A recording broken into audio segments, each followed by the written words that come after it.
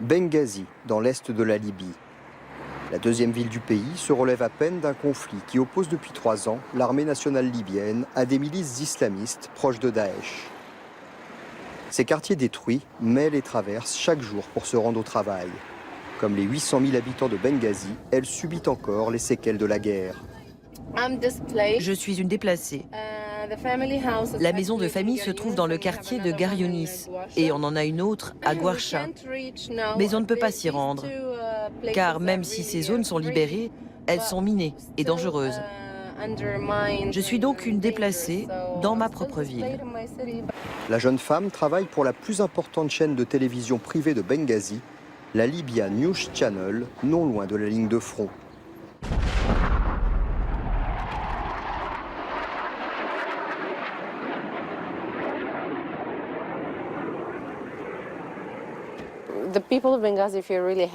Les habitants de Benghazi sont très contents et se sentent en sécurité à chaque fois qu'ils entendent ces bombardements, parce qu'ils savent qu'il s'agit de l'armée nationale libyenne.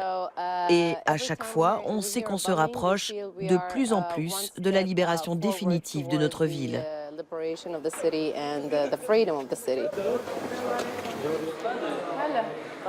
May vient d'être nommée directrice de l'information, un poste jusque-là réservé aux hommes.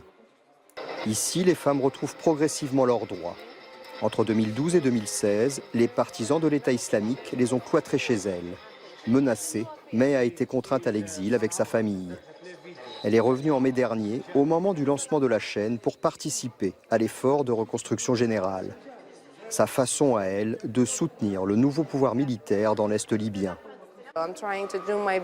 Je fais de mon mieux pour montrer que mon équipe est extra, même si on est peu nombreux, même si on manque de moyens et d'équipements.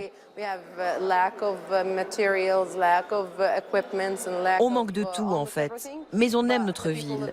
Et c'est important pour nous de montrer que les gens de Benghazi se sont remis au travail malgré la guerre. Et nous allons le faire de la meilleure manière qui soit. Ce jour-là, May et son équipe, une quarantaine de journalistes et de techniciens, s'apprêtent à lancer un nouveau programme. Et c'est un peu la course. Amélie, n'oublie pas de te raser. Oui, j'y vais tout de suite. Ok. Et toi, Ahmed, tu as reçu d'autres infos? Oui, je les ai. Bien, laisse-moi encore quelques minutes, j'arrive. C'est un moment important pour May, qui a récemment été promue. Pour l'occasion, Mawada, sa sœur cadette, est venue l'encourager. J'espère que tout va bien se passer, ok? Oui, bonne chance. Mawada a démarré sa carrière à leur retour d'exil. À 22 ans, elle fait partie de cette nouvelle génération d'entrepreneurs qui transforment la ville.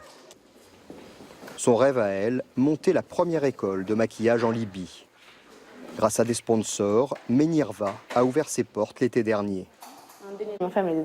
Ma famille était contre cette idée quand je leur en ai parlé.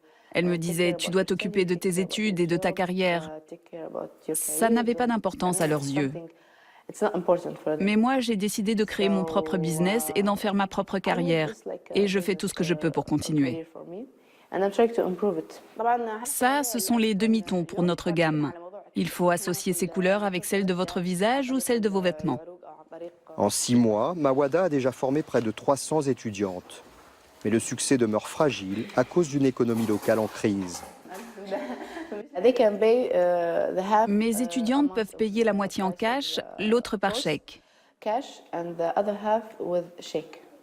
À cause des problèmes d'argent. Si vous allez à la banque, ils ne vous donneront pas de cash, seulement une fois par mois.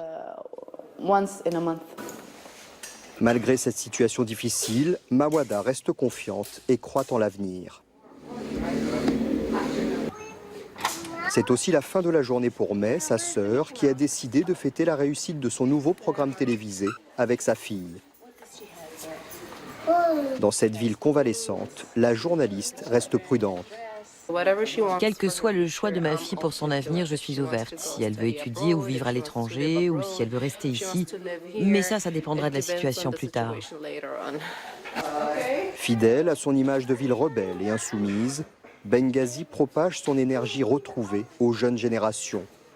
Mais ce qu'espère May par-dessus tout, c'est que l'avenir de sa fille pourra se jouer loin des conflits armés.